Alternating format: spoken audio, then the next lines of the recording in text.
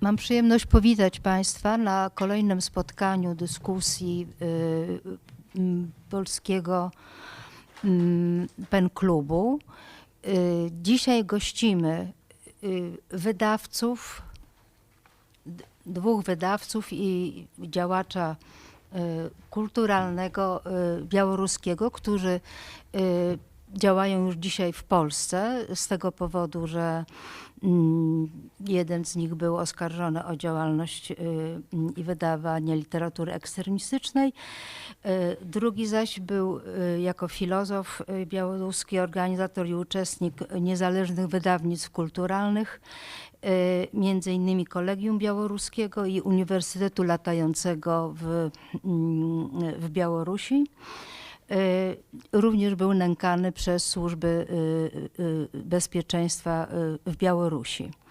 Witam zatem pana Andrzeja Januszkiewicza. Przepraszam, przyjaźniłam od lat z rodziną Januszkiewiczów. Pana Pawła Barkołskiego, filozofa i owego badacza, organizatora i uczestnika niezależnych inicjatyw kulturalnych w Białorusi i tłumaczkę, panią Joannę Bernatowicz.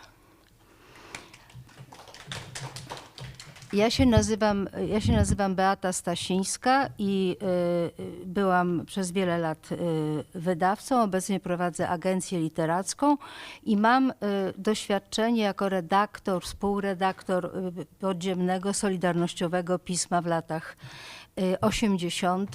No i też przyglądałam się wówczas niezależnemu ruchowi wydawniczemu z bliska, już nie mówiąc o tym, że jak wielu z nas kolportowałam publikacje niezależnych wydawnictw w latach 80. Pan Andrzej Januszkiewicz jest historykiem, jest wydawcą, założył własne wydawnictwo, co jest w Białorusi ewenementem, ponieważ rynek wydawniczy, z tego co się dowiedziałam, rynek wydawniczy w Białorusi jest rynkiem państwowym, czyli de facto nie jest rynkiem, jest kierowany przez państwo. Pan był tym człowiekiem, który zdecydował się stworzyć niezależne wydawnictwo. Co więcej, wydał pan 200 książek w języku białoruskim, zarówno, jak rozumiem, autorów białoruskich, jak i wiele tłumaczeń, od noblistów po Harry'ego Pottera.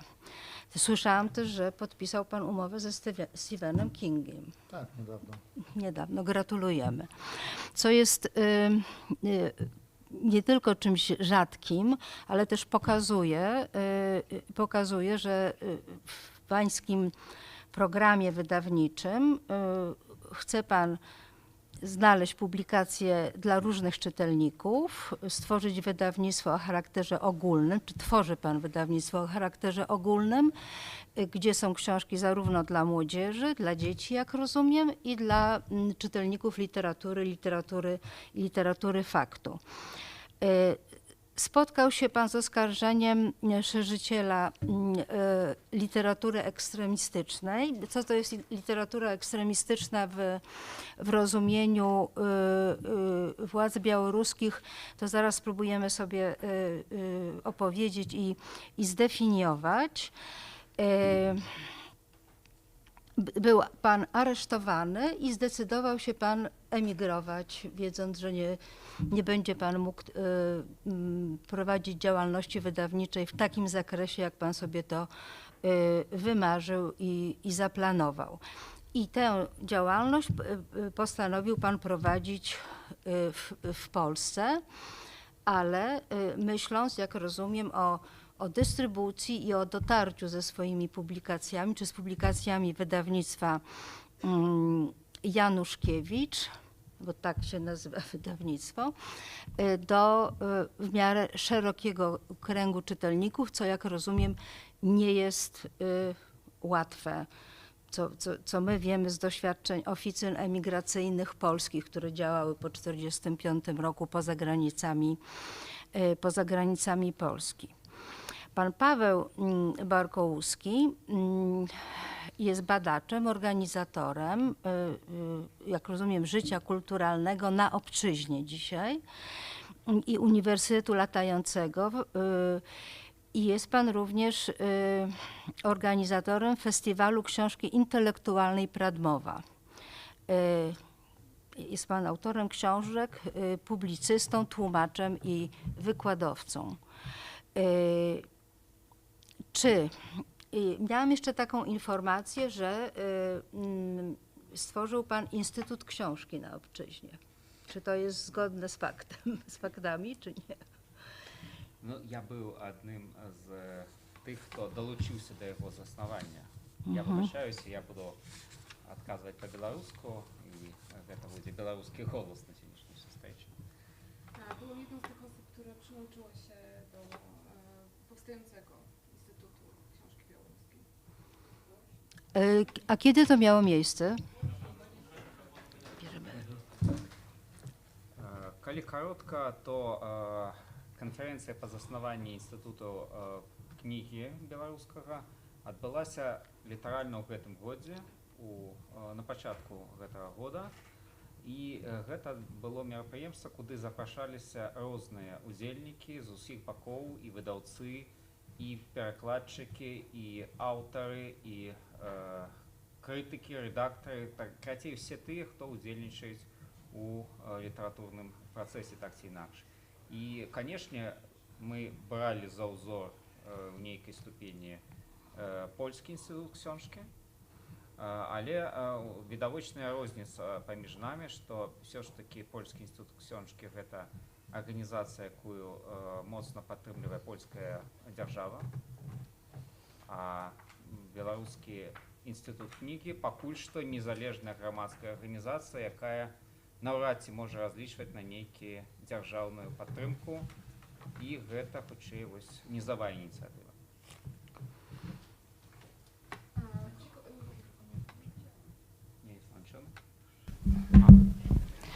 Konferencja, na której powołaliśmy ten Instytut Białoruskiej Książki, odbyła się na początku 2023 roku. Przy utworzeniu tej instytucji brały udział różne osoby zaangażowane w proces wydawniczy, od wydawców, przez tłumaczy, autorów, krytyków literackich. Owszem, braliśmy trochę jako wzór Polski Instytut Książki, ale jest tutaj duża różnica, ponieważ Polski Instytut Książki to jest organizacja wspierana przez państwo, natomiast w przypadku Białoruskiego Instytutu Książki nie można absolutnie mówić o takim wsparciu i tutaj się różnimy. Instytut Książki w Polsce jest instytucją publiczną, która podlega Ministerstwu Kultury. To jest zasadnicza różnica. Ja bym tutaj widziała raczej podobieństwo do Instytutu Literackiego w Paryżu, który tak mi się wydaje. Proszę pana. Ну так, магчыма, канешне, нам на розныя ўзоры арыентавацца. Пакуль інстытут кнігі арыентуецца на вырашэнне асноўных праблем, якіх вельмі многа назапасілася ў нашым літаратурным, ну, шырэй, да, кніжным поле. Бо гэта праблемы і выдання кніг, і перакладаў, і графікі кніжнай, то бок там вельмі шмат праблем.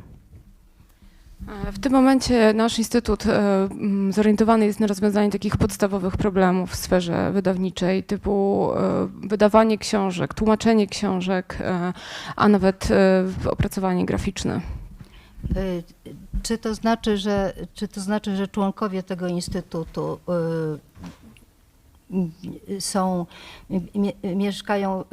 mieszkają w wielu europejskich krajach dzisiaj, czy są to głównie dzisiaj rezydenci w Polsce? No de facto гэта зараз мультыдзяржаўны праект, таму што у розных краінах зараз знаходзяцца людзі, і хтосьці нават у Беларусі рызыкуе заставацца да сённяшняга дня.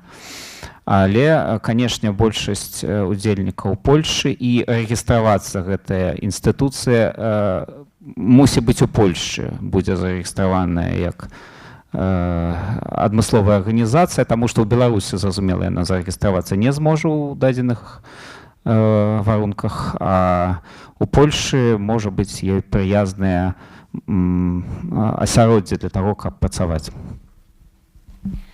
W tym momencie tak, jest to organizacja, w której zaangażowane są osoby z wielu państw, z różnych krajów. Nawet niektórzy w Białorusi podejmują ryzyko, żeby się zaangażować w tworzenie instytutu. Natomiast rejestrować tą organizację chcemy w Polsce, ponieważ w Polsce są do tego sprzyjające warunki, w Białorusi oczywiście nie ma takiej możliwości. Czy to znaczy, że dzisiaj jeszcze nie możemy mówić, ilu członków liczy Instytut Książki, czy już? No tak, трэба разумець, што гэта пакуль хутчэй ініцыятыва па стварэнні інстытуту кнігі, калі з юрыдычнага пункту гледжання разважаць. Гэта яшчэ не зарэгістраваная арганізацыя, і там пакуль ёсць проста ініцыятыўная група, каманда адмыслоўцаў, хто гэта робіць. Калі гэта ўжо будзе у юрыдычным полі замацаваны праект, там можна будзе весці размову пра далейшую структуру арганізацыі, членства і гэтак далей. Z pewnego punktu widzenia jest to dopiero inicjatywa, jest grupa założycielska, natomiast gdy uzyskamy osobowość prawną, wtedy będzie można mówić już o pewnej strukturze konkretnej tej organizacji. Rozumiem, o strukturze i o sposobie gromadzenia członków, tak? Bo to też jest tutaj ważne. Aczkolwiek o strukturę to chciałabym się zapytać, bo jak rozumiem, jeśli będą tam i autorzy, i pisarze, i redaktorzy, i tłumacze, i graficy, i wydawcy, to taka organizacja no, wymaga jednak jakiejś podziału zadań, tak? To jest dosyć zasadnicze, zwłaszcza, że na ilu wydawców by pan liczył jako inicjator Instytutu Książki? Ну, вось не хацелось бы на сябе толькі коўдру перацягваць у гэтай размове. Вось пан Янушкевіч побач са мной, ён таксама прымаў удзел у гэтай канферэнцыі па стварэнні. І ну, мы там, дарэчы, абмяркоўвалі пытанне, ці мусіць выдаўцы знаходзіцца ў складзе арганізацыі, ці гэта будзе трохі такі, магчыма, у будучым карупцыйны кампанент, бо арганізацыя прэтэндуе у тым ліку на тое, каб шукаць і раздаваць грошы на выданне новых кніжак. Ну, але гэта, я думаю, яшчэ ўсё будзе адпрацоўвацца ў працэсе. Нам зараз галоўнае вырашыць арганізацыйныя пытанні і пачаць працу нарэшце. Pan Januszkiewicz też brał udział w tworzeniu tej organizacji i rzeczywiście podczas tej konferencji, spotkania założycielskiego zastanawialiśmy się nad udziałem wydawców, zwłaszcza, że głównym celem tej organizacji będzie, czy organizacja pretenduje do tego, żeby pozyskiwać fundusze na wydawanie książek, więc jakby w tym momencie najważniejsze dla nas jest rozwiązanie różnych spraw organizacyjnych i rozpoczęcie już działalności. Ja rozumiem, że zadania są olbrzymie i trudne, bo tak jak słyszałam, w 2022 roku możemy mówić o kryzysie księgarstwa w Białorusi. Wówczas zdecydował się pan na otwarcie księgarni, a Służba Bezpieczeństwa postawiła panu zarzut upubliczniania literatury ekstremistycznej i musiał pan zamknąć tę księgarnię. Czy zdecydował się pan na jej zamknięcie? Może pan trochę więcej nam opowiedzieć o tym doświadczeniu i zatrzymaniu książki ekstremistycznej? No, ja nie zamykał księgarni, po prostu u mnie nie było wyboru. Ona nie mogła działać i to w ogóle ona pracowała tylko 7 godzin. Ja nawet tak żartem myślałem, może trzeba zgłosić się do księgi rekordów Guinnessa, tak. No.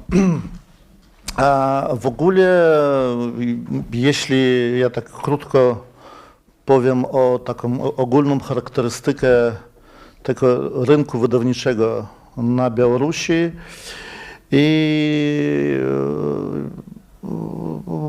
prawdę pani powiedziała, że w ogóle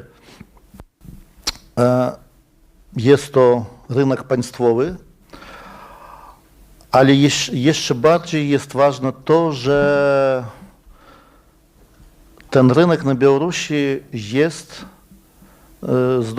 jest dominowany przez Rosję, przez rosyjskich wydawców. I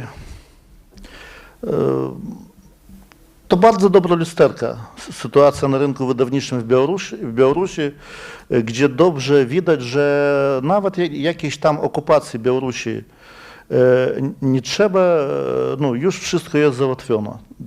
Dlatego, że 90%, no nie wiem, może nie 90, może 80% książek idzie z Rosji, oczywiście w języku rosyjskim. I skład, ilość wydawnictw białoruskich, jak państwowych, tak i niepaństwowych, było bardzo mała. Formalnie tam można zobaczyć liczby, cyfry, nie wiem, tam, że ich tam, każde wydawnictwo tam, 1-2 setki jest na Białorusi, coś wydaje po białorusku, ale faktycznie no, nawet w najlepszych latach dobrze, jeśli to robiła jakaś dziesiątka wydawnictw. To znaczy białoruska książka, i mianowicie książka, która wychodziła nie od państwa, zajmowała bardzo takie małe miejsce na tym rynku wydawniczym. A w zeszłym roku i ja to nie od razu uświadomiłem, reżim Łukaszenki zaczął no, taką totalną atakę, jak to u nas nazywa się, zaczystkę tej przestrzeni wydawniczej. W ogóle, jeśli mówić o tam moim wydawnictwie, to wszystko zaczęło się nie od aresztu i zamknięcia księgarni, a wszystko zaczęło się w końcu marca, że nas wywalili z biura. Nam powiedzieli po prostu niespodziewanie, że w 3 dni my powinny opuścić pomieszczenie, gdzie znajdowali się 7 lat. A to był jakby prywatnie, my wynajmowali to biuro i ono służyło nam jak taki showroom, można powiedzieć, jak faktycznie sklep, jak księgarnia. I my tak i nie dowiedzieli się w tych czasach, skąd to idzie, dlaczego nas o tak... To znaczy to biuro i ten showroom było wynajmowane od prywatnego właściciela, prywatnie, tak? Tak. Ale jak no, już potem ja dowiedziałem się, że no, był sygnał z samej góry, tam z administracji prezydenta i z Ministerstwa Informacji, że my powinny zostać na ulicy bez biura. Dlaczego była zwrócona taka uwaga? No, jak okazało się przez tam 2 tygodnie, że nie tylko przeciw nas jakieś takie represje robią się, a u 2 wydawnictw, też białoruskich, odebrali na 3 miesiące licencję wydawniczą. O, i tu trzeba na pewno powiedzieć, Co to jest licencja wydawnicza? żeby państwo wiedziało, w ogóle państwo białoruskie działa po takich wzorach radzieckich. A państwo na pewno pamięta tam czasy PRL-u, kiedy też książka liczyła się niebezpiecznym, ideologicznym produktem. I u nas, u władzy, mnie zdaje się, czysto mechanicznie taki pogląd na książkę i został. I zawsze, to znaczy u nas nie można po prostu założyć wydawnictwo i wydawać książki. Trzeba otrzymać specjalne zezwolenie od Ministerstwa Informacji. Żeby otrzymać to zezwolenie, potencjalny wydawca powinien iść na specjalny egzamin i szczerze mówiąc gadać jakieś bzdury. Co jest treścią egzaminu właśnie? No co tam, jakby formalnie treścią egzamina, czy ty znasz, co to jest arkusz autorski, czy ty znasz jakąś terminologię poligraficzną, czy trzeba opowiedzieć jakieś szczegóły z ustawy o sprawie wydawniczej. A, czyli egzaminują jednak ludzie z jakimś doświadczeniem wydawniczym. Nie, proszę pani, tak wyglądają te pytania na egzaminie. A w rzeczywistości ten egzamin to jest filtr, gdzie ciebie chcieli sprawdzić, kto to jest, dlaczego tobie to trzeba, wydanie książek czy nie książek, w ogóle co to za facet. I kiedy ja szedłem na ten egzamin w 2014 roku, to no, mnie po prostu zapytali, jakie książki ty chcesz wydawać. Ja wtedy chciałem wydawać tylko książki naukowe, historyczne, a u nas jeszcze wydają licencję nie prosto na wydawnictwo, a jeszcze na wydanie książek no, z różnych żanrów, to znaczy Czy są edukacyjne, czy specjalistyczne? no tak, w licencji powinno być napisane, że ty będziesz wydawać tam literaturę piękną, czy jakąś rozrywkę naukową, prywatne przedsiębiorstwa, jeśli one nie są związane z państwem, nigdy nie będą wydawać literaturę religijną czy podręczniki. To jest monopolia państwa. No bo wszędzie podręczniki najlepiej sprzedają się, na tym można zawsze dobrze zarobić. To samый stabilny biznes w branży wydawniczej. I takie jak ja tam, czy inne tam wydawnictwa prywatne nigdy nie otrzymywali. Czy nie zdają tego egzaminu, jak chcą wydawać? Nie, prosto o podręcznikach nawet nie myśli i wszystko na tym. Rozumiem. No, to Ale pan miał konkretny zarzut i konkretna książka była, powiedzmy to, zaaresztowana, prawda? W tym 22 roku, a mianowicie to były Psy Europy, tak? no nie, Bahar Mieć. trochę nie tak.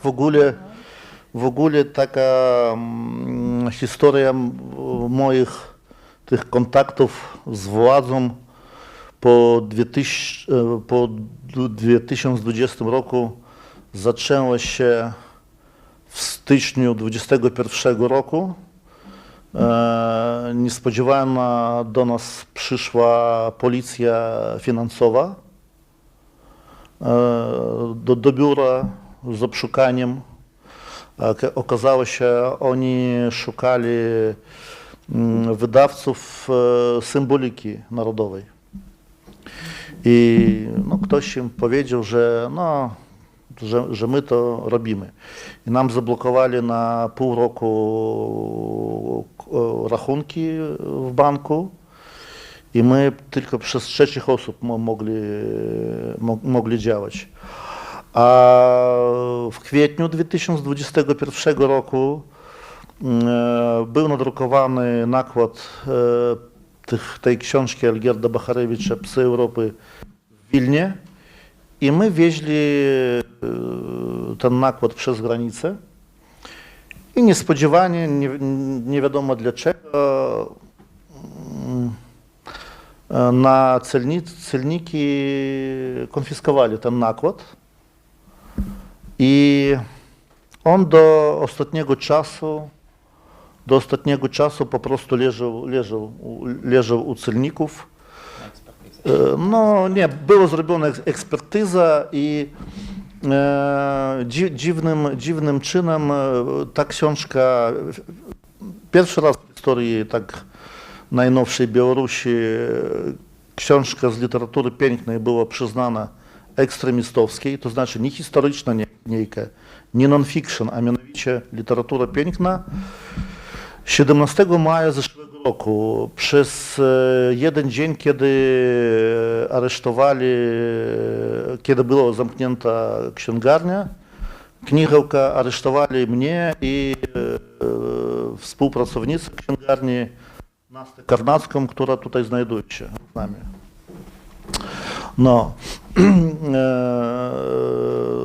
No, to znaczy oni oczekiwali jakiegoś momentu, żeby przyznać tą książkę ekstremistowskiej. Na pewno Państwo zapyta, dlaczego to oni wszystko robili tam przeciw księgarni, przeciw wydawnictw. No, na Białorusi wyglądają represje tak, że z początku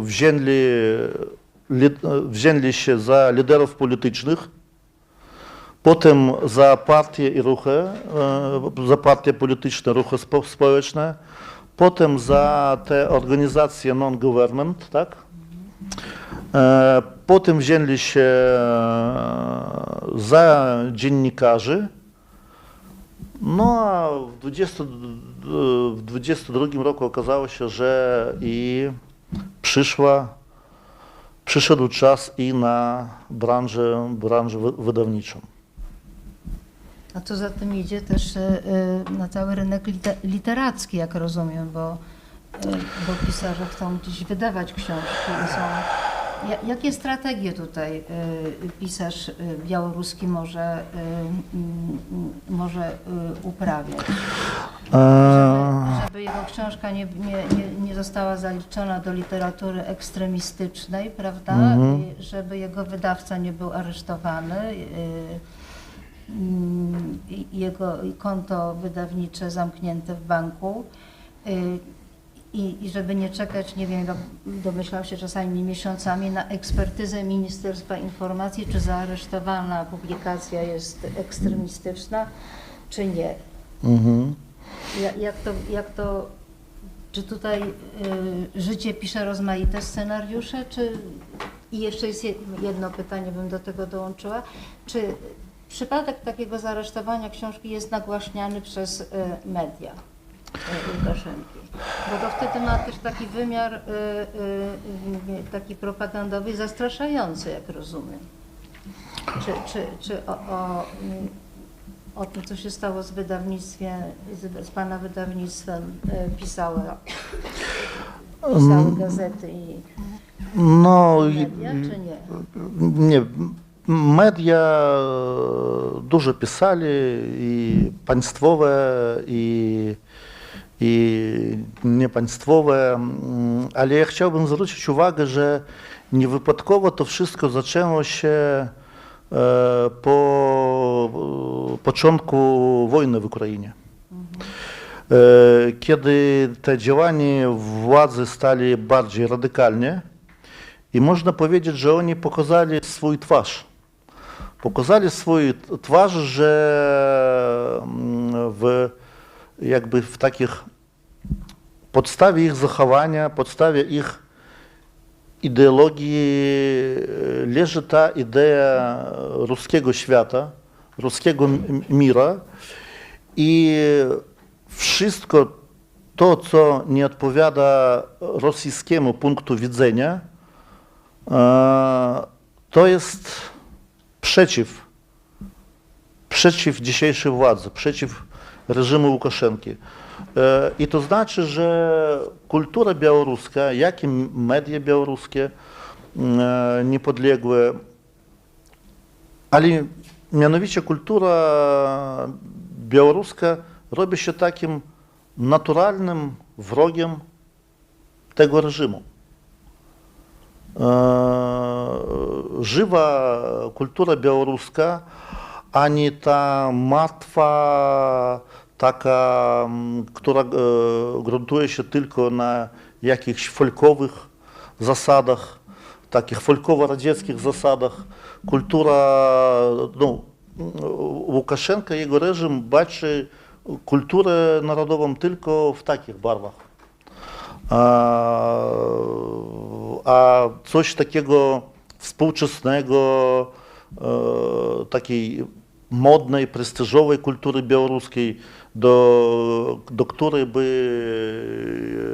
szła młodzież i nie tylko, to naszej władzy jest niepotrzebne, to jest wrogie zachowanie. No, вот. No, rozumiem, ale tutaj pytanie do pana. Co robią pisarze białoruscy w tej sytuacji? Bo niektórzy byli przyzwyczajeni do tego, że wydawali książki w wydawnictwach wyłącznie państwowych, bo ich nie było. Sytuacja w Polsce była taka jeszcze w latach 80., że nawet pisarze, którzy podpisywali listy protestacyjne, którzy wypowiadali się przeciwko władzy komunistycznej, nie wszyscy na przykład wydawali w wydawnictwach niezależnych, podziemnych, tak zwanych samizdatach, tak? To była ważna decyzja, prawda, czy się wydaje w wydawnictwie emigracyjnym, czy się przekracza tę granicę, czy nie, licząc się z tym, że się ogranicza jednak zasięg dotarcia ze swoją książką, bo te nakłady emigracyjne z konieczności nie były duże i państwo też stoicie też przed podobnym problemem, tak? Jak i do jakiego czytelnika docierać. Najtrudniejsze jest oczywiście dotarcie do czytelnika w kraju waszym, tak? No i jak ten czas mają przetrwać pisarze, którzy myślę, że będą za chwilę w większości wydawani w wydawnictwach emigracyjnych, tak długo jak reżim Łukaszenki będzie się w Białorusi utrzymywał. Jak to wygląda ze strony tych, którzy przynoszą książki do wydawnictwa, tak? Albo zastanawiają się nad tym, co robić w tej sytuacji? Ну, пытанне вялікае, паспрабуем тады кароткімі эпізодамі. Значыць, сапраўды гэта сітуацыя існуе ў беларускай культуры ўжо даўно. Калісьці саюз пісьменнікаў беларускі, ён вымушаны быў раскалоцца на две фракцыі. Адна была прадзяржаўная, а іншая была хутчэй такая незалежная. І іх розніла стаўленне да палітыкі дзяржаўнай у галіне культуры і наогул да палітыкі дзяржаўнай. Tutaj to jest bardzo duże pytanie i odpowiem w kilku takich epizodach. Po pierwsze, ta sytuacja utrzymuje się już od dawna. Niegdyś Związek Pisarzy Białoruskich rozpadł się na dwie frakcje. Pierwsza propaństwowa, a druga raczej taka niezależna i różnica między nimi polegała na stosunku do polityki państwa. Відавочна, што прадзяржаўны саюз пісьменнікаў меў прэферэнцыі выдавацца ў дзяржаўных выдавецтвах. пісьменнікі і прадстаўнікі іншага саюза былі збольшага пазбаўлены такіх магчымасцяў, ці мелі іх вельмі абмежавана, і вымушаныя былі ісці да незалежных выдаўцоў, якія, дзякуй Богу, былі. Іх было заўсёды немнога, асабліва актыўных выдаўцоў. Сапраўды, адной рукі на гэта звычайна, двух рук звычайна на гэта хапала. І нават у лепшыя часы гэта была непростай справай для беларускіх пісьменнікаў. Oczywiście członkowie tej organizacji propaństwowej, pisarze, mogli jak najbardziej liczyć na wydawanie w wydawnictwach państwowych, natomiast pisarze zrzeszeni w tej drugiej organizacji byli pozbawieni takich możliwości lub były one znacznie ograniczone i zmuszeni byli zwrócić się do wydawców niezależnych, którzy istnieli, choć było ich mało. Właściwie takich aktywnych, takich, którzy rzeczywiście działali, było niewielu i można ich w zasadzie wymienić na palcach dwóch rąk. Сёння сітуацыя, канешне, выглядае куды горш. Ёсць пісьменнікі, якія фактычна беларуская ўлада прызнае экстрэмістамі. Ёсць пісьменнікі, якія вымушаны эміграваць, каб зноў-такі не патрапіць пад крымінальны пераслед нейкі. І відавочна, што для іх літаратурная дзейнасць абцяжарваецца іх знаходжаннем у эміграцыі і больш складаных умовах. Але нават і тыя, хто застаюцца ў краіне, яны таксама ў стрэсавай сітуацыі, бо мусіць альбо пісаць у стол, альбо працаваць з невялікімі выдавецтвамі, якія яшчэ засталіся на поле. Obecnie sytuacja wygląda o wiele gorzej, ponieważ faktycznie wielu pisarzy uznanych za ekstremistów było zmuszonych do emigracji, by uniknąć prześladowania i więzienia. Natomiast dla pisarzy, którzy właśnie są na emigracji, wydawanie książek obecnie w ich sytuacji jest dużym obciążeniem. A ci, którzy zostają, również są pod wielką presją, bo zmuszeni są albo pisać do szuflady, albo wydawać swoje książki w bardzo niszowych wydawnictwach. На сёння мы можам сказаць так. Па-першае, дзякуй Богу, паўстаюць новыя выдавецкія праекты за мяжой. Ну і вось Андрэй Янушкевіч гэта прыклад, які выдавец не здаўся ў гэтай сітуацыі, а прыехаў у Польшу, адчыніў сваё выдавецтва. І такіх некалькі ёсць праектаў, якія ўжо пачалі працаваць. І ёсць яшчэ не ўсе праекты выдавецкія зачыненыя ў Беларусі. Ну, правда, 5 дзён назад, напрыклад, зачынілі выдавецтва з метра Коласа. Таксама адзін з такіх фарпостаў беларускай кнігі. Але яны таксама там пакуль не здаюцца і нават зачыненыя, гатовыя яшчэ 5 кніг выпусціць, пакуль у іх там пераходны перыяд. Вось, і, напрыклад, дзейнічаюць яшчэ такія выдавецтвы, як тэхналогія, то бок выдавецтвы, якія яшчэ могуць выдаваць беларускія кніжкі, і пакуль гэта застаецца, ну, нейкі яшчэ шанс для беларускіх пісьменнікаў унутры краіны ёсць. Tutaj tak, po pierwsze, dzięki Bogu powstają nowe projekty wydawnicze za granicą. Przykładem jest właśnie Andrzej Januszkiewicz, który nie poddał się, działa w Polsce, a z drugiej strony w samej Białorusi przykład zamkniętego 5 dni temu wydawnictwa Zmitiera Kołasa, to takiego ważnego, bardzo dobrego wydawnictwa, które już jest zamknięte, ale jeszcze w tym okresie przejściowym planuje wydać 5 książek. Jest też na przykład wydawnictwo Technologia, więc są jeszcze ci, którzy ciągle działają w kraju i mogą jeszcze coś wydać. Але агулам, канешне, сітуацыя з распаўсюдам кніг сёння непростая. Людзі, канешне, са складанасцю могуць атрымаць доступ да кніжак, якія выходзяць за мяжой. Натуральна, гэта кладзецца пакуль збольшага на іх саміх прыязджаць там у Варшаву ці Вільню, пакупляць гэтыя кніжкі і прывозіць да хаты. Многія гэта баяцца ўжо рабіць, таму што агулам вялікі ўзровень ціску на грамадства, асабліва тых, хто чытае па-беларуску. Тым не менш, такая магчымасць існуе, і ёй можна карыстацца, мы дасюль карыстаемся. І плюс ёсць яшчэ адна істотная розніца паміж савецкімі часамі і сучаснасцю. Dystrybucja książek też jest bardzo trudna dziś w tej sytuacji. Z trudem czytelnicy z Białorusi z trudem mogą uzyskać dostęp do książek wydawanych za granicą, czyli muszą po prostu kupować te książki albo w Wilnie, albo w Warszawie i coraz częściej się boją przewozić je na Białoruś, ponieważ jest nacisk, presja jest w kraju coraz większa, ale taka możliwość wciąż jest. Jest jeszcze jedna bardzo ważna różnica pomiędzy obecną sytuacją a sytuacją w czasach sowieckich.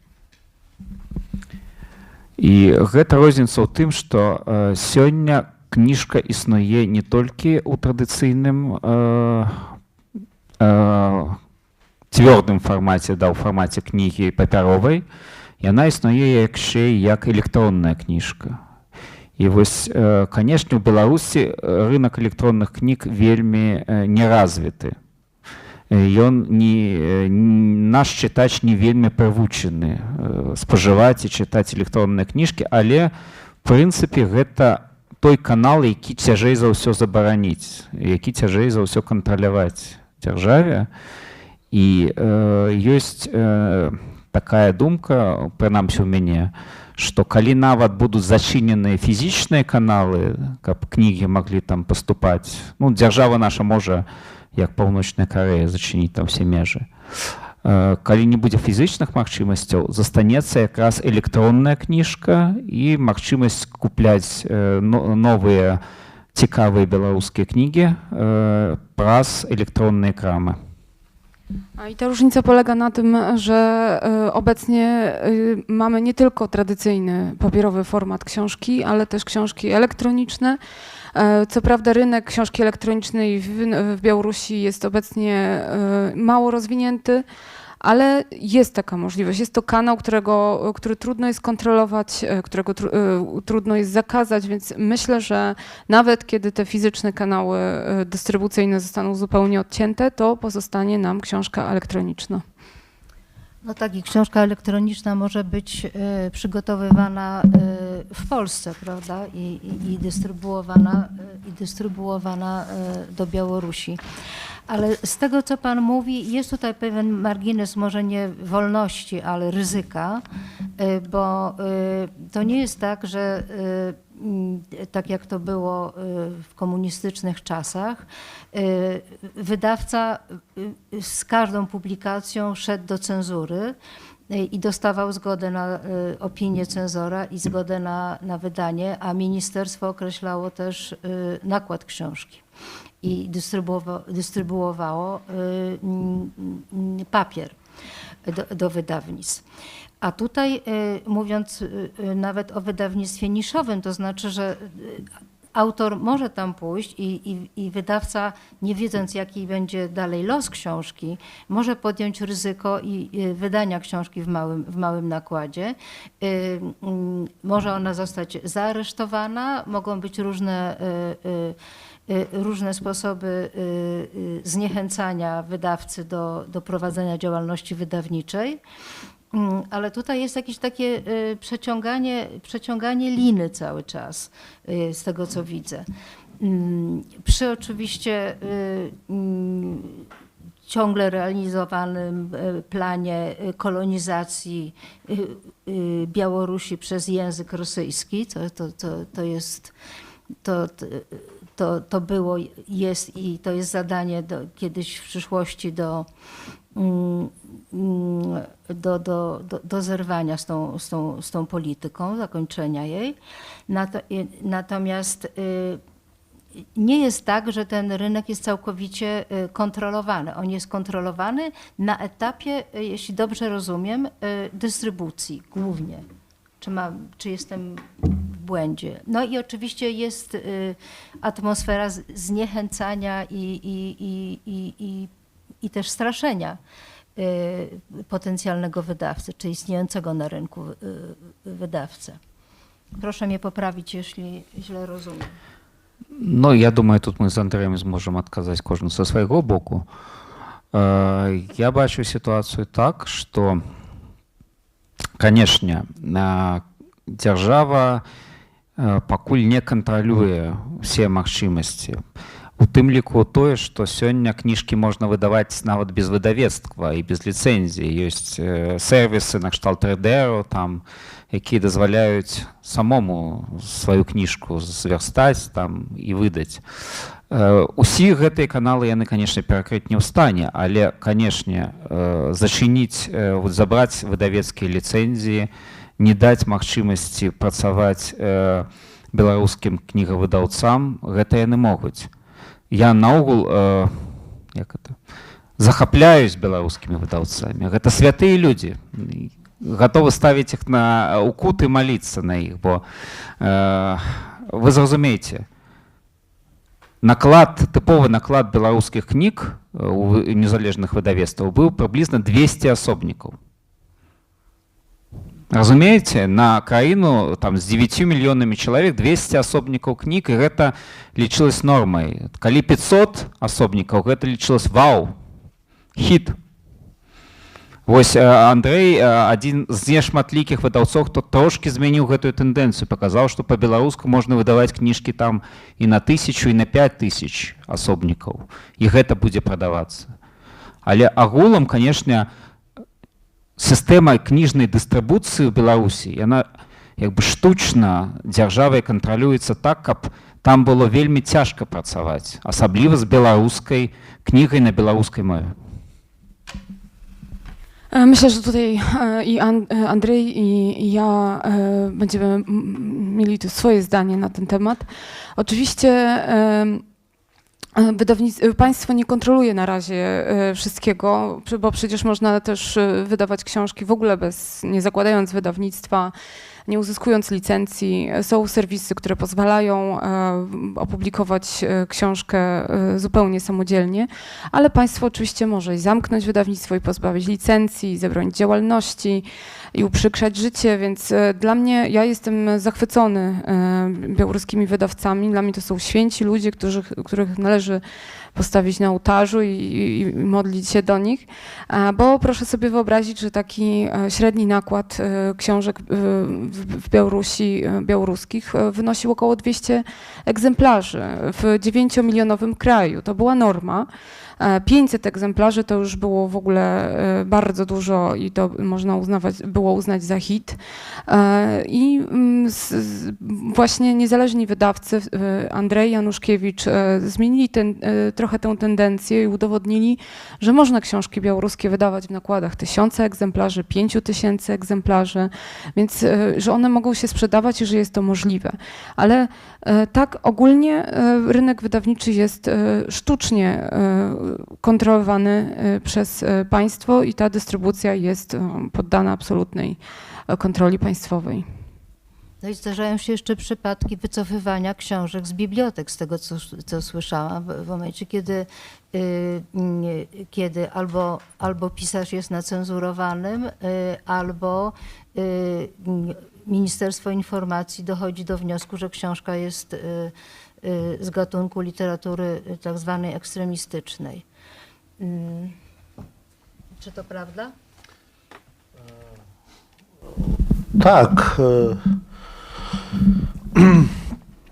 Książki zabierają się nie tylko z bibliotek, ale też z państwowych księgarni. W ogóle u nas zawsze były takie reguły gry, że państwowa strefa wydawnicza żyje sama sobie, a niepaństwowa strefa, te niezależne wydawnictwa, żyją sami sobie.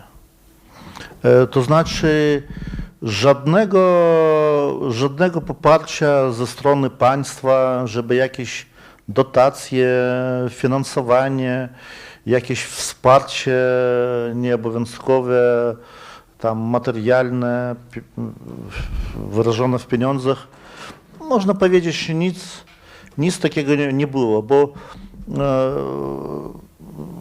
dla reżimu Łukaszenki literatura, a nie tylko literatura, to można w ogóle mówić i o kulturze i o historii na przykład.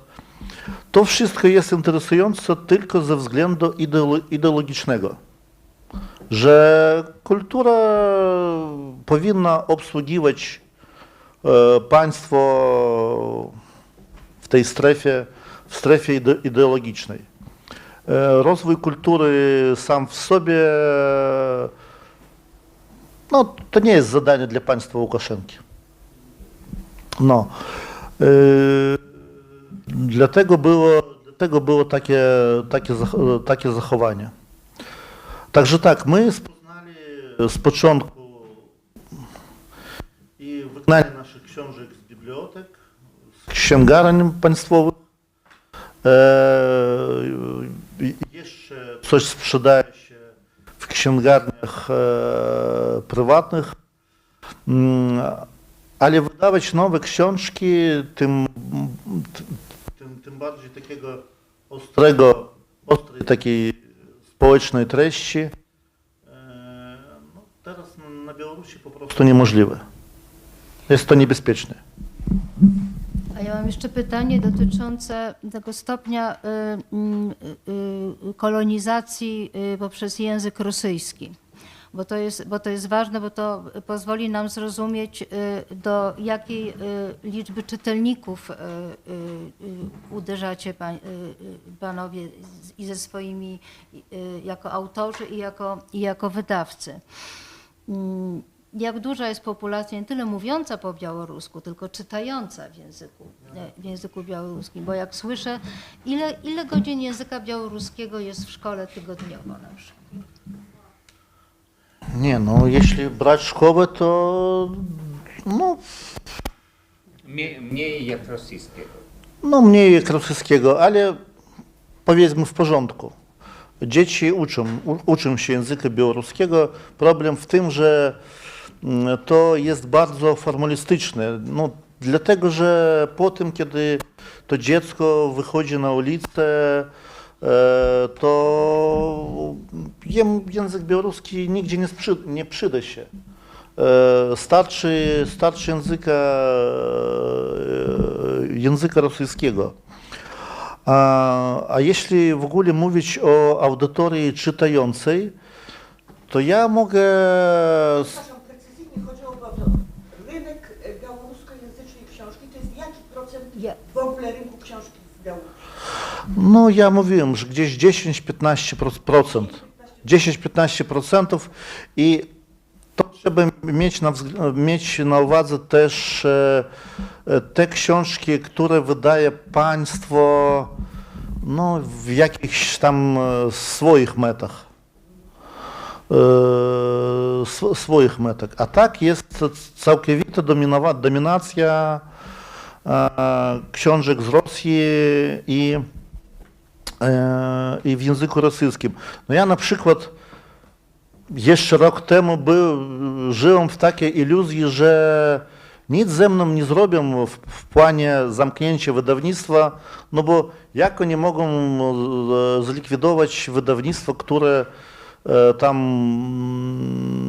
nigdy w polityce nie było, ono wydaje Harry Potterego, no opinia społeczna będzie przeciw. A okazało się, że naszemu państwu jest to absolutnie obojętnie. I zachowanie wygląda tak, że nie będzie tam Harry Potterego po białorusku, nic strasznego, przeczytasz po rosyjsku.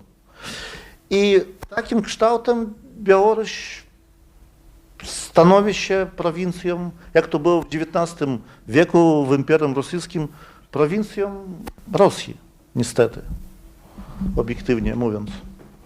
No tak, ale to też jest... Мог бы додаць. Як я і казаў, вось той праўладны саюз пісьменнікаў, ён працуе і в прынцыпе і некаторыя дзяржаўныя выдавецтвы накшталт мастацкай літаратуры, яны дасюль выдаюць кніжкі па-беларуску, большая частка з іх, канешне, другасортны прадукт, другаякасны, але ну, часам там трапляюцца таксама добрыя кніжкі, час ад часу. І гэта такая вось якраз 10-15% тая частка, якая можна называцца беларускай, але сапраўды палітыка дзяржавы такая, што нічога моднага, нічога сучаснага, нічога прывабнага для чытача па-беларуску wydawaцца nie powinno. Tak, jak już mówiłem, ten propaństwowy Związek Pisarzy działa wciąż. Są też takie państwowe wydawnictwa, jak na przykład Mastacka Literatura z długimi tradycjami i one wydają książki po białorusku, chociaż w zdecydowanej większości są to książki drugorzędne. Są też i dobre tytuły i właśnie ci wydawcy odpowiedzialni są za to 10-15% białoruskich książek, ale wśród tych książek nie ma nic, co by było modne, co by było współczesne i co by było w jakikolwiek sposób atrakcyjne. І сапраўды у Беларусі зараз вялікая праблема з гэтым рускім мірам, з тым, што русіфікацыя вельмі моцна ідзе. Нават працэнт беларускіх школ за часы кіравання Лукашэнкі яны скараціліся на 10%. Зараз толькі 10% беларускіх школ, школьнікаў, да, беларускіх школьнікаў вучацца па-беларуску поўнасцю. Да? Не проста беларуская як замежная мова 4 гадзіны на тыдзень. I wielkim problemem jest też właśnie w kontekście tej rusyfikacji to, że za czasów obecnego reżimu procent uczniów białoruskich, którzy uczą się wyłącznie w języku rosyjskim wynosi obecnie, w języku białoruskim obecnie wynosi tylko 10%. To są ci, którzy uczą się tylko w języku białoruskim, bo reszta uczniów ma taki przedmioty w języku białoruskim i jest to 4 godziny tygodniowo. Od czego to zależy, przepraszam? Czy są szkoły tylko z nauczaniem w języku białoruskim, czy to są szkoły w jakiś sposób niezależne? Jak ten system edukacji działa? Do jakiego stopnia jest zrusyfikowany? Do największego stopnia. Зараз вось тыя 10% вучняў, што вучацца па-беларуску, гэта на больш як на 90% вучні сельскіх школ. Гарадскія дзеці амаль не маюць магчымасці вучыцца па-беларуску.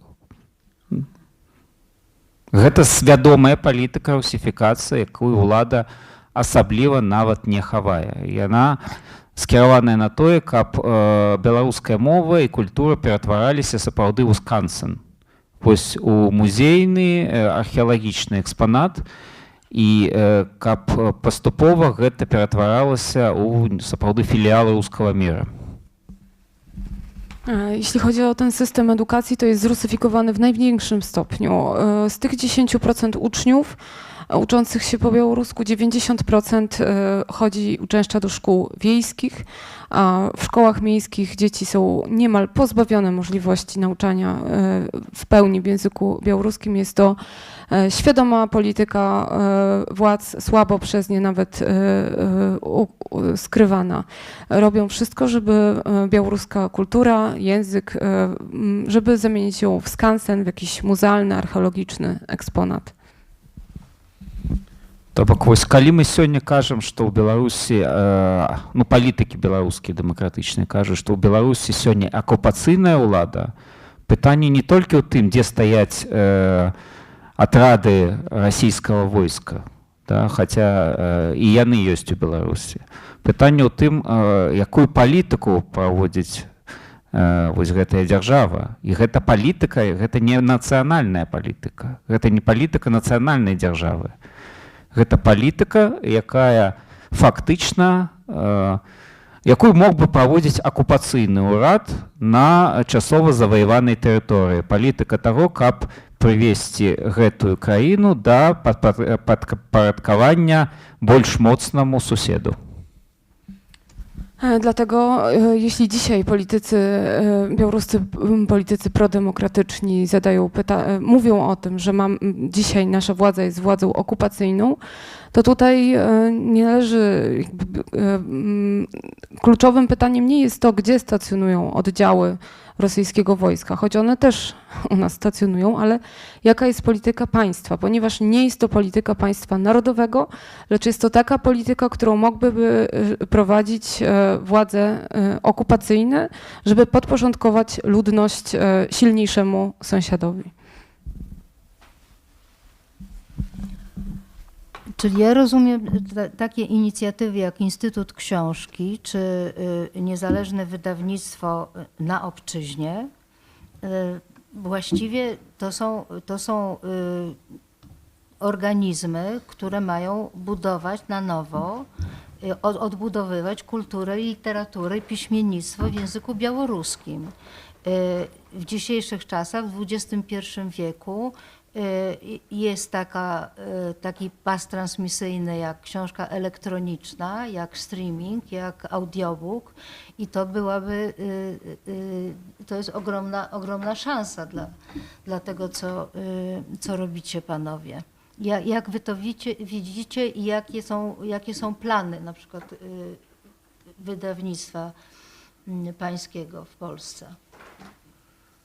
No, na pewno tak nie można mówić, ale tak warunkiem sprzyjającym jest ten fakt, że za ostatnie 3 lata bardzo dużo Białorusinów wyjechało za granicę i to jest no, jakby nasza i potencjalna, i faktyczna audytoria. I to wyjeżdżają tam najlepsi w planie intelektualnym Białorusini, te, którzy czy nie mogą za działań władzy mieszkać w swoim kraju, wymuszeni wyjechać z Białorusi, czy po prostu nie mają co robić przy teraźniejszej polityce w swoim kraju i znajdują sobie miejsce po całym świecie. I ja kiedy w lipcu zeszłego roku przyjechałem do Warszawy, to dla mnie pierwszą rzeczą było takie zbadanie rynku, w ogóle zrozumieć, a czy potrzebna ta białoruska książka za granicą, gdzie u ludzi inne problemy, że no, idzie ta aklimatyzacja, włączenie do innego społeczeństwa. Ale okazało się, że ten wstrząs, czy jak to powiedzieć, który był w naszym społeczeństwie w 2020 roku, to był taki wybuch szukania identyczności. Białorusini zechcieli być I odbudowę tożsamości. wolnymi i to poszukiwanie tożsamości ono wyrażało się i jakby wyraża się też w czytaniu tychże książek, że to nigdy nigdzie nie przypadło. To zostało i wtedy jakby takim pierwszym moim eksperymentem było wydanie książki George'a Orwella Ferma, jak to Folwark zwierzęcy, tak. I od razu ja wydałem nowy nakład Psy Europy Algierda Bacharewicza, no to taka można powiedzieć książka numer 1 od białoruskiej literatury w XXI stuleciu. I no jakby fakty pokazali, że te wydania korzystają się popularnością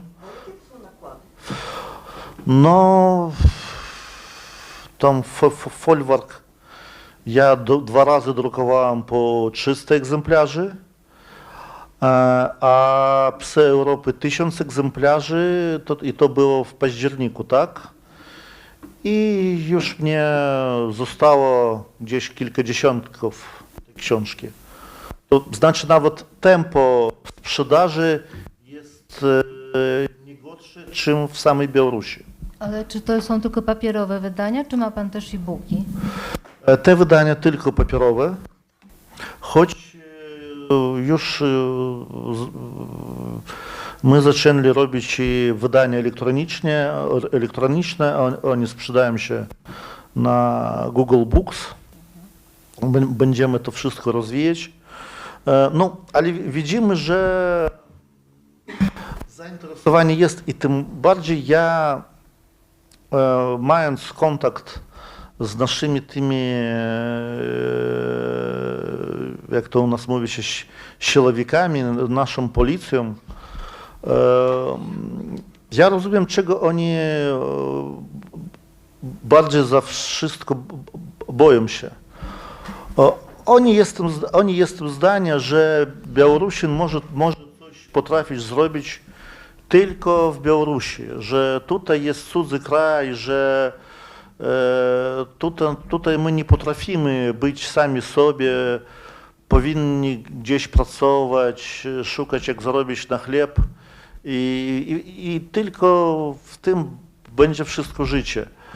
I ja nawet już teraz widzę po reakcji na swoje działania w Polsce, jak tylko oni widzą, że tutaj coś dzieje się, że Białorusini potrafią rozwijać swoją kulturę i robić to lepiej, czym robi ta władza, która ma środki budżetowe w samym naszym kraju, to u nich zaczyna się szał. Oni zaczynają szaleć i mnie to bardzo podoba się. A to znaczy szaleć? To znaczy są ataki w mediach? Wariować, tak. Mnie niedawno tam w jednych takich propaństwowych, propagandystskich kanałach w tych mediach społecznych otrzymał tam tytuł i idioty, i klauna, i jakoś rozmowa ograniczonego człowieka. To była reakcja na zawarcie umowy z Stephenem Kingiem. No, tak. I ja wiem, że to zaszczyt. Który to Stephen King nie zgadza się teraz na wydawanie swoich książek w Rosji. Tak.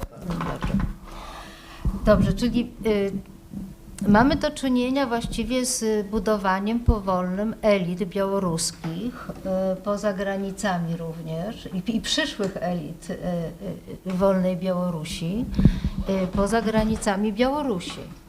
Jak rozumiem, bardzo ambitny plan, pewnie obliczony, no, byle nie trwało to długo, czego bardzo panom i waszym rodakom życzymy. Czy też macie takie poczucie wielkiej misji i spotykacie się z tym, że ze wsparciem na przykład różnych organizacji w Polsce czy w Unii Europejskiej, czy jeszcze nie jest to czas zrozumienia, że jakby też w interesie Unii Europejskiej jest wspierać takie inicjatywy budowania białoruskiej tożsamości, wolnej myśli, niezależnej sztuki i w tym ruchu wydawniczego. Wobec tego nie ma obiegu myśli.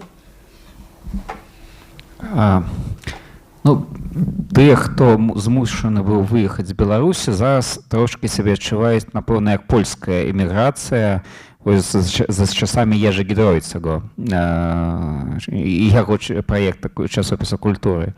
Бо сапраўды у нас часам такая удаецца місія ў галаве, што Ну так, мы там тыя, хто мусіць зберагчы культуру, развіваць культуру, бо тым, хто застаўся ў канцлагері, ім цяжэй.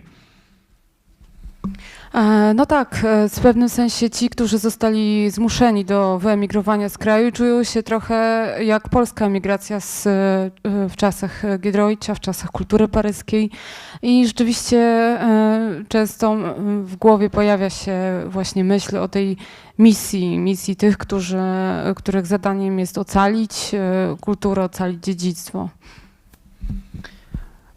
Але з іншага боку, канешне, шмат хто застаецца ў Беларусі, і мы не можам казаць, што у нас цяпер там две культуры асобныя. У нас все ж таки агульная адна культура, і мы працуем все на яе развіццё. Наконт падтрымкі, ну, безумоўна, пэўная падтрымка ёсць з боку Еўрасаюза, з боку асобных краін, у тым ліку падзякуем Польшы за тое, што яна настолькі прыязная для беларускіх эмігрантаў.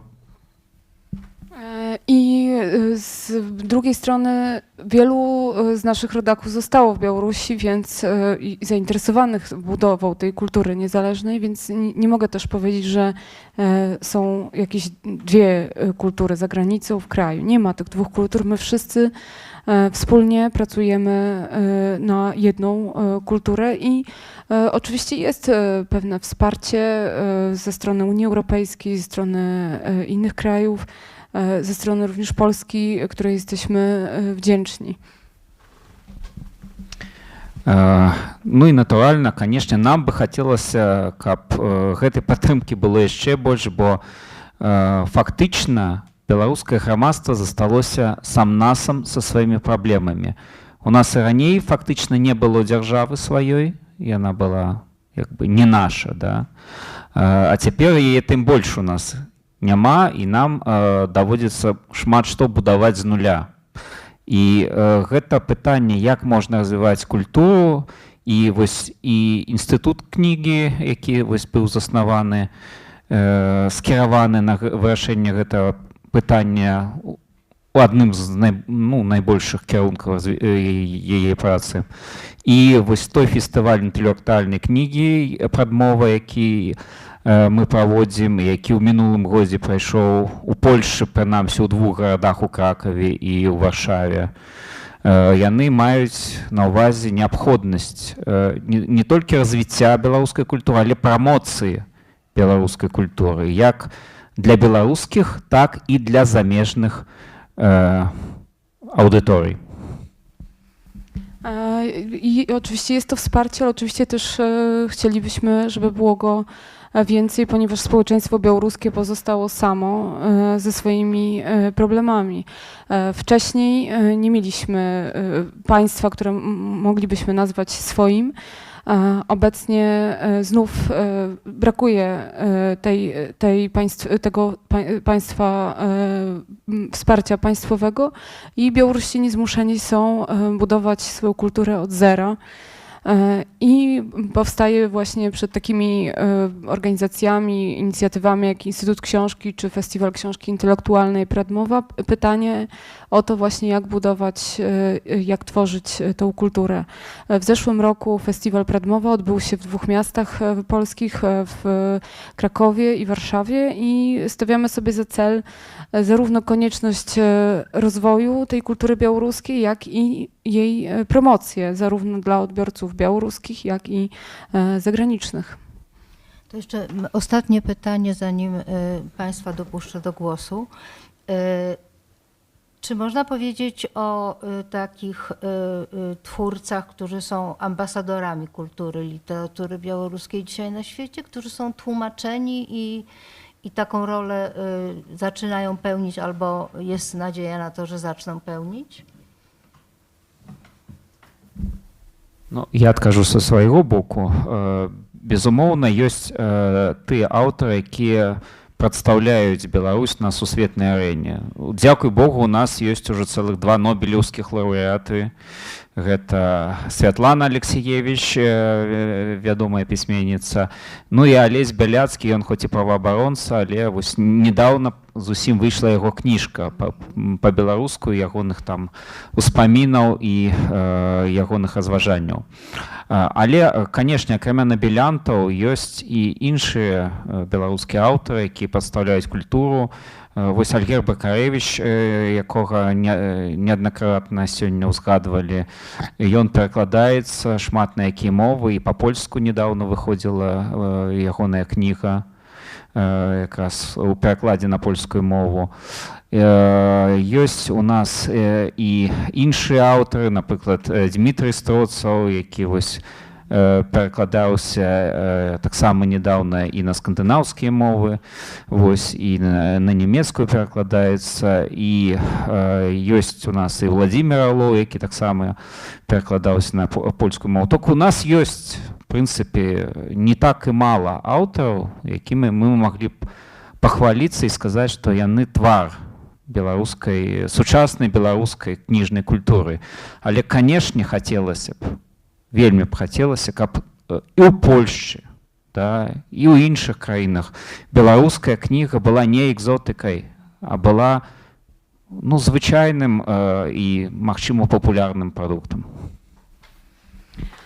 Tak, z pewnością mamy takich twórców, którzy są znani i reprezentują Białoruś na arenie światowej, tacy jak oczywiście nobliści, Światłana Aleksiejewicz, Aleś Białacki, który otrzymał Nagrodę Nobla jako obrońca praw człowieka, ale zupełnie niedawno ukazała się książka jego wspomnień i rozważań publicystycznych. I są i inni oczywiście autorzy, oprócz noblistów, wspomniany już dzisiaj Algierd Bacharewicz, którego książki były tłumaczone na język polski. Jest poeta Dmitry Strocew, niedawno ukazały się jego tłumaczenia na język niemiecki. Jest też oczywiście tłumaczony na polski, były jego wiersze. Władimir Orłoł, którego książki też ukazywały się po polsku. Są liczni autorzy, którymi możemy się chwalić i którzy stanowią pewną taką twarz Białorusi, natomiast chciałoby się, żeby ci twórcy, żeby ci autorzy w Polsce i w innych krajach nie byli czymś egzotycznym, nie byli egzotyką, lecz autorami bardziej popularnymi. Ale niezależna kultura białoruska, pamiętam, miała taką wspaniałą forpocztę niedawno w Polsce. To były sztuki wizualne, świetne wystawy, które były tutaj w różnych galeriach od Zachęty Warszawskiej począwszy na Arsenale Białostockim skończywszy, pokazały bardzo nowoczesną, bardzo ciekawą sztukę współczesną, więc życzmy sobie, żeby te siły artystów i twórców białoruskich się łączyły i świat się o nich dowiedział. Tak jak stosunkowo niedawno dowiedział się o kulturze ukraińskiej, prawda? I wiemy z jakiego powodu. Nie życzmy sobie wojny. Czy macie Państwo do naszych gości jakieś pytania? Tak, ja mam. Tak. Po pierwsze chciałabym zapytać pana Januszkiewicza, co znaczył przed 20 rokiem sukces wydawniczy. Najpierw pytanie do pana Januszkiewicza. Co znaczył na Białorusi sukces wydawniczy? To znaczy, jaki nakład był uznawany przez pana za sukces? Taki Harry Potter, to był jaki nakład? Nie, no tak, ta książka jest wyjątkiem i on ciągle dodrukuje się, tak? I pierwsze wydanie Harry Pottera było w 19 roku i udało się póki tam wydać tylko 3 części i nakład każdej książki jakieś 6 tysięcy, innej 7 tysięcy, jak udało się. I to idzie ciągle zapotrzebowanie w tych książkach. Jeśli że mówić o takiej przeciętnej książce, jakiś tam inny przekład, nie taki znanej książki jak Harry Potter, czy tam białoruskiego autora. Gdzieś tam 5 lat temu ja sobie postawiłem taki cel, że trzeba, żeby nakład był 1000 egzemplarzy, bo wtedy i ten koszt egzemplarza robi się mniej lub więcej taki normalny, no i w ogóle był taki postawiony cel, bo to Paweł tu powiedział, że były takie czasy, ten 14, 15, 16 rok, że 200-300 egzemplarzy książka z literatury pięknej wychodziła, a 500 to już był taki prawdziwy sukces. I ja powiem, że przy pomocy jakichś działań marketingowych i przy pomocy doboru tam samych książek, samych tytułów,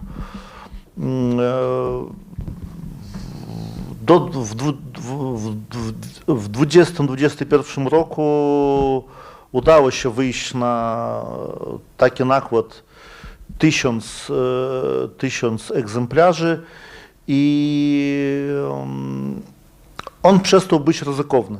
To znaczy on mógł sprzedawać się, nawet taka książka, skажем, bez sukcesu, rok, półtora roku, 2, ale ja już wiedziałem, że ten tytuł będzie sprzedany. No i jeśli nawet to było widać po audytorii, kliencka baza naszego wydawnictwa, to znaczy grono klientów, no tylko w 2020 roku wyrosła w 4 razy. W 4 razy i ten progres szedł dalej. To były różne grupy wiekowe, przepraszam, czy głównie... Tak, to były różne grupy wiekowe, dużo było młodzieży, bo no, Ale na ile to był sukces wydawnictwa, a na ile to było związane z ożywieniem społeczno-politycznym, które przyszło w 2020 roku? No bo wtedy... To było związane, to znaczy w ogóle ja mogę powiedzieć, że ja nie stawiał sobie takich celów, ale ja tak myślę, że okazało się, że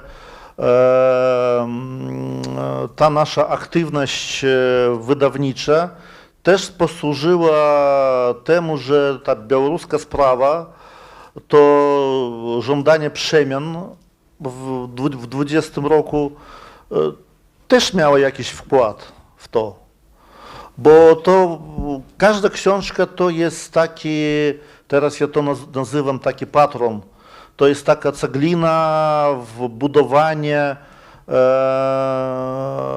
tej narodowej identyczności. Po prostu Białorusi wspominają, rozumiecie, już od dawna Białorusini nie chcą być Rosją. Po prostu nie chcą. No, dlatego, że i swój kraj lubią i widzą, co dzieje się w Rosji, co tam działo się w Rosji i do 20 roku i wyrastało to uświadomienie, że tak czy inaczej my mamy swoje państwo, ale pytanie, a kto my wtedy, kim my jesteśmy? Jeśli rozmawiamy po rosyjsku, patrzymy na telewizję rosyjską i tak dalej. I tu zapotrzebowanie na tą narodową tożsamość bardzo wrosła i książka białoruska w tym bardzo pomaga. No tak jest. A jeszcze mam pytanie a propos festiwalu Predmowa, o którym była mowa. Ten festiwal rzeczywiście był po raz pierwszy w ubiegłym roku, między innymi w Polsce, bo również w Litwie i w Gruzji, ale w gruncie rzeczy to jest też taki pendant do relacji białorusko-ukraińskich, bo zakończył się na tej linii skandalem. Co na przyszłość, tak? No bo jakby cały konflikt, jak rozumiem, poszedł o to, że białoruscy organizatorzy zaprosili rosyjskiego literata, prawda? Co na przyszłość? I jakie są efekty, no mówiąc najogólniej, napięć między białoruskimi a ukraińskimi literatami?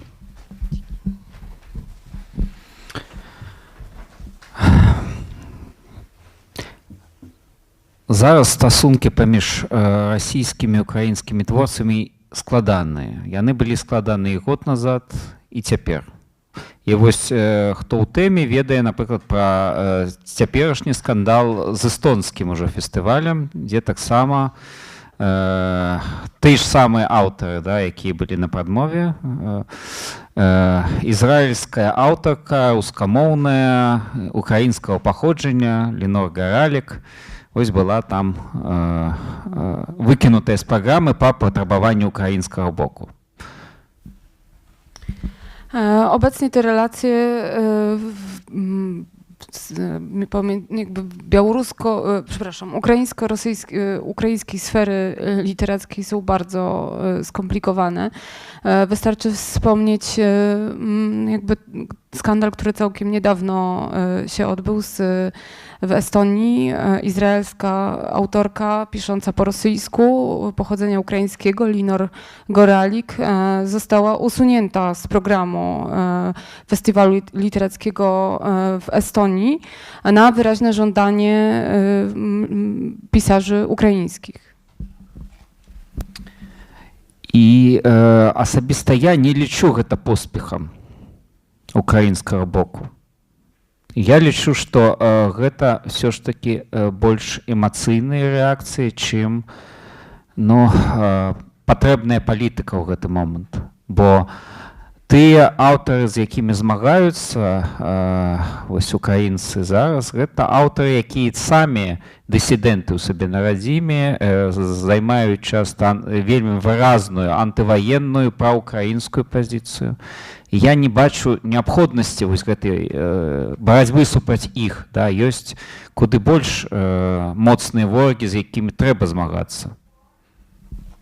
Ja osobiście w ogóle nie uważam tego za sukces strony ukraińskiej, lecz za taką reakcję emocjonalną, bardziej niż w jakikolwiek sposób użyteczną z punktu widzenia politycznego, ponieważ ci, z którymi walczy strona ukraińska, to są pisarze, którzy są dysydentami w swoim kraju, którzy mają bardzo określoną i wyraźne stanowisko antywojenne. І вось як ілюстрацыя зноў-такі да таго, чаму беларусам у гэтай бойцы трэба займаць такую вельмі узважаную пазіцыю. Напрыклад, беларускі літаратар з украінскімі каранямі Алесь Плотка, які выразна тады ў мінулым годзе выступіў на баку украінскіх удзельнікаў у канфлікце з расійскімі аўтарамі каля прадмовы. Ён, напрыклад, сёння, нягледзячы на від на жыхарства, не можа патрапіць у Украіну па палітычных прычынах. І гэта таксама ілюстрацыя таго, што калі мы як бы не разбіраем, да, судзім людзей толькі па пашпарце, то гэта можа прыводзіць нават вельмі да агню па сваіх. І гэта вельмі прыкрыя эпізоды. I dobrą ilustracją tego, dlaczego w tej politycznej, w tej potyczce Białorusini ponoszą klęskę, jest przykład białoruskiego pisarza z ukraińskimi korzeniami, który w tamtym konflikcie, w tamtym roku stanął po stronie pisarzy ukraińskich, a obecnie, pomimo tego, że ma pozwolenie na pobyt, nie może wjechać do Ukrainy. Але, канешне, гэта пытанне складанае. Мы адмыслова ў межах фестываля не хацелі рабіць вось гэтай сегрэгацыі па грамадзянстве. Мы хацелі, каб гэта была прастора вольная ад любых дыскрымінацый па палітычных прычынах. Канешне, ёсць нейкія фільтры, напрыклад, выразная антываенная пазіцыя людзей, ніякіх тут пра дзяржаўных, да, ідэалагічных аўтараў быць не можа, але на будучыню нас все ж таки больш цікавіць зноў-такі не грамадзянства людзей, не тое, на якой мове яны робяць, бо многія і беларускія аўтары пішуць па-расійску, і з гэтым нічога не зробіш. Нас больш цікавіць тое, што гэта за людзі, ці яны прэзентуюць сучасную культуру, ці гэта можа быць карысна і цікава для беларусаў сёння. І вось на гэта мы робім галоўны акцэнт і, напэўна, будзем рабіць і надалей. Więc dla nas naszym celem nie jest segregacja uczestników na podstawie ich obywatelstwa, lecz chcemy tworzyć festiwal, który jest wolny od dyskryminacji z powodów politycznych czy z powodu obywatelstwa. Natomiast jedynym kryterium jest stanowisko antywojenne danej osoby, to kim ona jest, kim jest ten autor, czy reprezentuje współczesną kulturę. I na przyszłość właśnie to nie obywatelstwo ani język byłby naszym kryterium przy organizacji festiwalu, bo przecież wśród białoruskich twórców też jest wielu pisarzy piszących w języku rosyjskim. Czyli de facto bierzecie pod uwagę, że nie będzie w ogóle segmentu ukraińskiego, tak?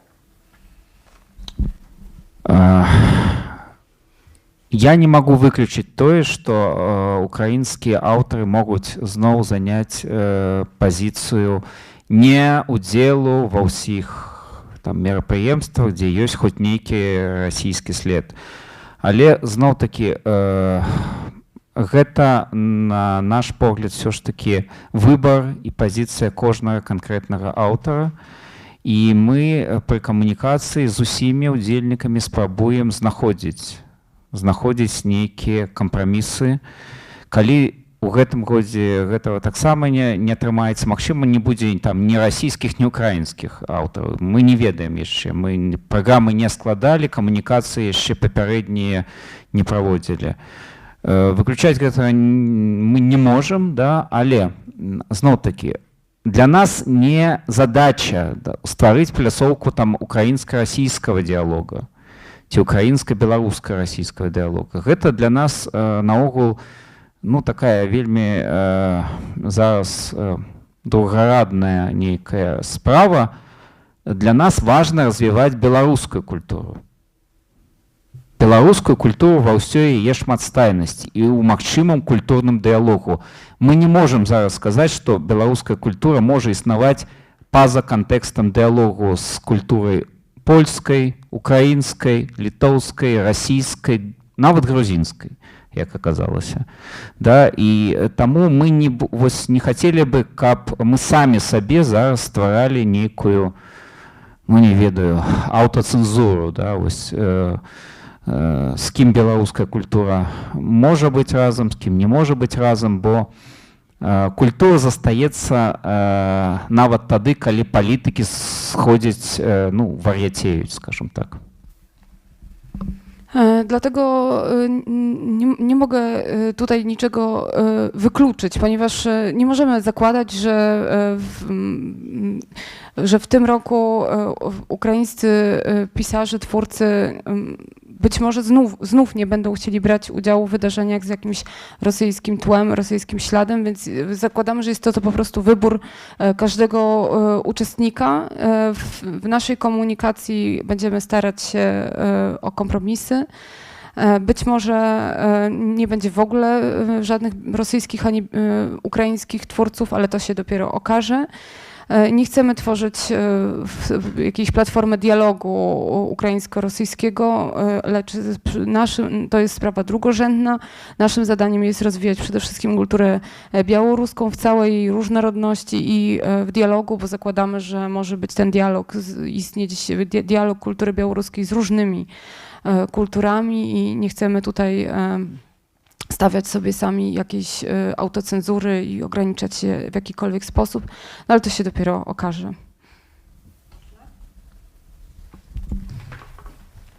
Krótkie do pana pytanie. Czy pańskie książki, oczywiście po białorusku, ma pan możliwość wystawienia ich na jakichś targach książki w Polsce i gdzieś w Europie? Albo i poza Europą.